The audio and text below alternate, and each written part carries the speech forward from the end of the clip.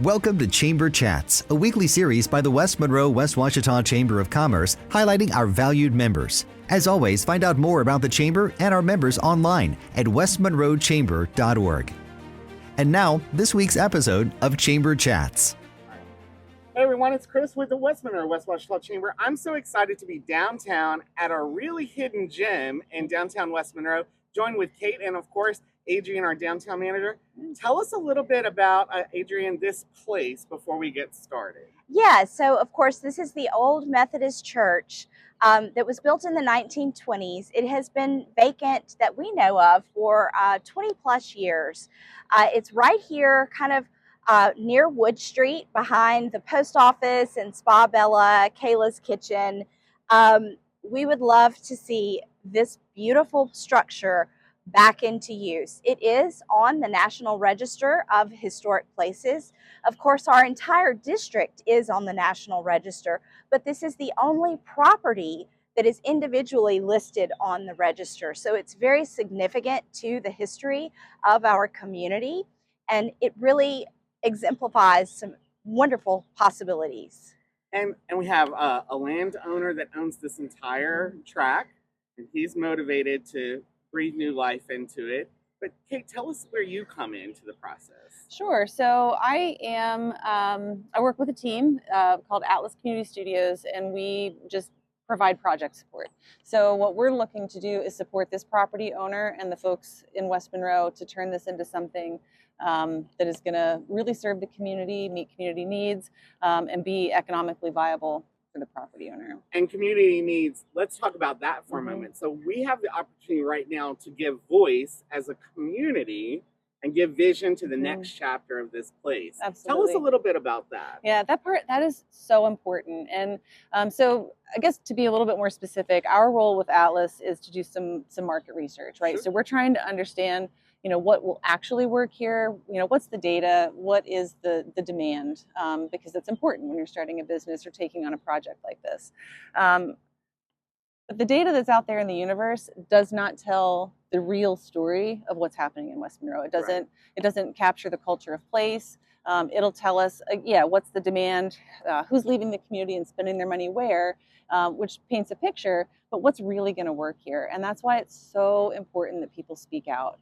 And I know people have they have a lot of opinions, they had a lot of feelings about stuff, and they'll share it on social media, and that's great. So if you're going to share it on social media, please also share it. Be part of the conversation. Please also share it in a way that we can capture it, and that we can kind of document it, and that we can really communicate that to the property owner to say, look, this is what the community wants, and this is what the community needs. And when the community wants it, it becomes economically viable. Right. And it breathes new life.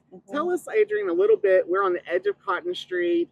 It's a creative place. What are some of the visions that have been discussed so far about this place? Yeah, so this project is particularly significant in its timing because Cotton Street, we all know Cotton Street has a lot of improvements that could be made. The street is cracked, aging infrastructure.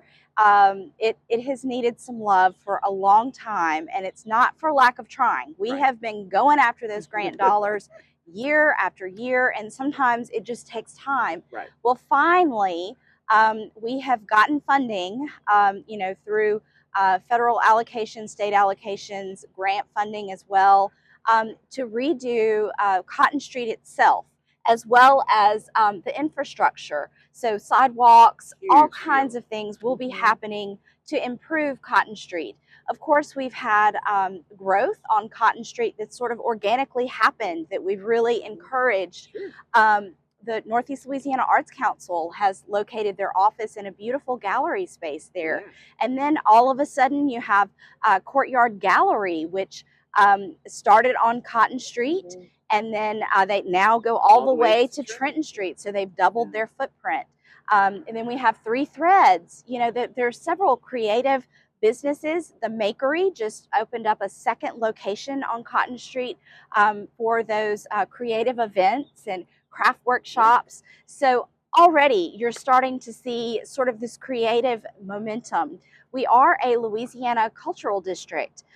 So the entire district is a Louisiana cultural district. So we really embrace anything that, brings the arts to downtown, because, when you bring the artists, people want to be where the artists are. Yes. Yeah. So we have an opportunity for this building to be an anchor for Wood Street, which has already, received improvements, and then Cotton Street. Would we name that unofficially the Cotton Street Creative Corridor? Sure. How would this property play into that? Would this be the anchor for that particular area of downtown? The possibilities are so exciting. And we're really just happy about the opportunity to plan. If you all participated in the Downtown Master Plan, which took place in 2019 with Alex Holland, she's on Alex's team, so with Atlas. And that particular plan has been very helpful in driving the momentum and direction and priorities for downtown and the progress that we're making. So people have an opportunity now to lend their voice. Absolutely. Speak to how can we, as the public and business community, get engaged in engaging this place and this time in a new chapter? Yeah, absolutely. So there's a project landing page for the church, and there are some interactive opportunities online that people can engage in and share their vision. So absolutely go to that landing page, share your thoughts, your feelings. What we will do with that information is, let me say first that this period of engagement will go through April. Okay. So we're going to be doing research and analysis all the way through April. And so you'll have plenty of time to weigh in and be responsive and interactive with other folks. At the end of this research period, we will take all of the community input and we'll align that with the market data, because the market data does matter, right? So that's a super important part. It motivates the decision, and it's a really critical component, but we want the community input to align with the market supported data. And if there's a mismatch between the two, then we know that we're not working with a viable option. So we need to align those pieces.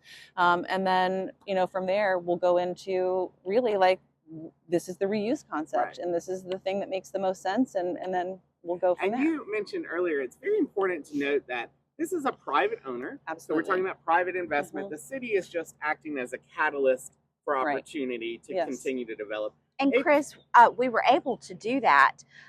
This is really technical support and strategic planning as a result of a grant that the city of West Monroe was awarded, a CLG grant through the Louisiana Division of Historic Preservation. So at its core, it is a preservation grant. So the goal is not to demolish the structure. We want it to be renovated and brought into a creative reuse that benefits the entire community. Right. And you made some points at the public meetings of just how much expansion. Tell those reinvestment and expansion statistics. Yeah, so in the last couple of days, we have had public meetings. Kate has been in town to help facilitate that, to get the comments from the public.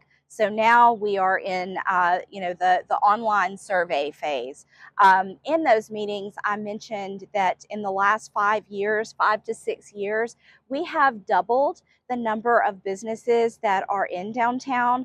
We are at around 80 strong, 80 number of businesses in the downtown district. We've had around $14 million, over $14 million in private investment. So that's wonderful. We can look back on that and celebrate it and, really celebrate our progress. But we're not done. We have a lot of progress that still needs to be made. And that's this chapter. Yes, and this whole public inquiry period. We still have vacant buildings. Absolutely. We still have, things that the public wants to see in the downtown. We have a lot of different type of businesses, but we hear comments and requests from the public all the time of things that they want to see and experience in the downtown West Monroe district. This is their opportunity to actually be a part of that conversation and help shape the future. Absolutely. Thank you so much for joining us. I can't wait to see the dialogue happening on this structure and what its next chapter becomes. Wonderful. We'll drop the information about the survey link in the description of this event, and tune in next time on the next episode of Chamber Chats.